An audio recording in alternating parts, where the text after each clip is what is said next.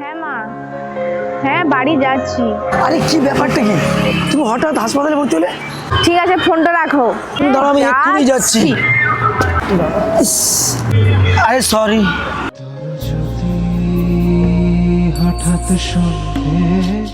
ঠিক আছে, আমি আসছি। 5 মিনিট সময় হবে?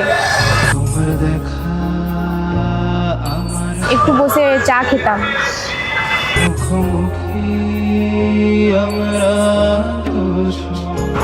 তোমার মনে আছে আগে যখন আমরা ঠান্ডাতে ঘুরতে যেতাম, দুজন মিলে ফুটপাতে ধারে কাপে চা খেতাম? চা খাওয়ার সময় আমার প্রতিবারে জিভ পড়ে যেত বলে তখন তুমি আমার চায়ে তোমার ফটো দাও তোমাকে। কেন? আমার ফোনে ওয়ালপেপার রাখবো। বাবা ঢং। কি হলো? না না কিছু না।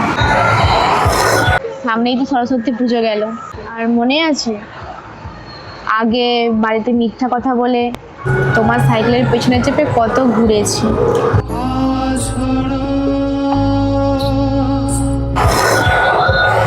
কিছুই বলিনি, সব কথাই মনে আছে।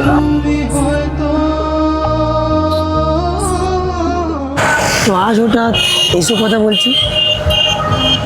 সেদিন তো নিজে ঘরের বাহানা দিয়ে কেরিয়ার তৈরি করব নিজেই তো ছেড়ে চলে গেলে। আর বলছে তোর ওয়াইফ কেমন আছে?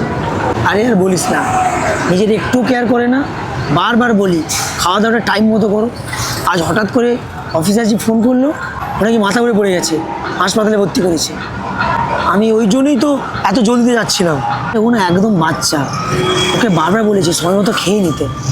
যতক্ষণ আমি অফিস থেকে ফিরবো ততক্ষণ অব্দি জেগে থাকবে, আর একটুও নিজের কেয়ার করে না।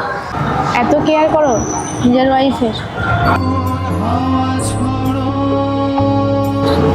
আমি যাই এবার, অনেকটা সময় হলো, আর ওর জন্য খুব চিন্তা হচ্ছে।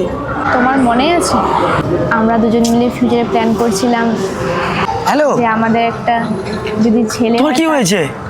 আপনার জন্য একটা সুখবর আছে, আপনি বাবা হতে চলেছেন। কি সত্যি? আমি বাবা হতে চলেছি?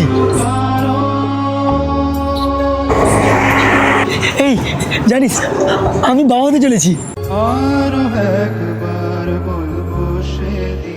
তুমি যাও, তোমার ওয়াইফ তোমার জন্য অপেক্ষা করছে। আমি আসছি।